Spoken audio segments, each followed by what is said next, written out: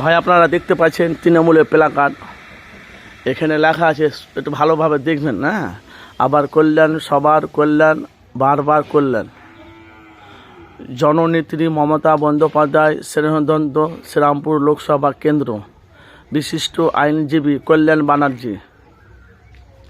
আগামী 20/2024 সোমবার এই ভোট পুনরায় বিপুল ভোটে জয়ী করুন এই চিনতে। শামীম আহমেদ,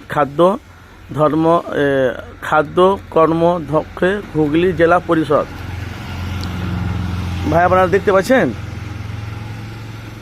এই যে প্লাকাটা যে মারা আছে, এটা তো আপনারা জানেন যে আগামী 20শে মে 2024 যে সোমবার এখানে আমাদের কি বলছে ফুরফুরা শরীফের কথা বলছি, এখানে ফুরফুরা শরীফে এখানে ভোট আছে।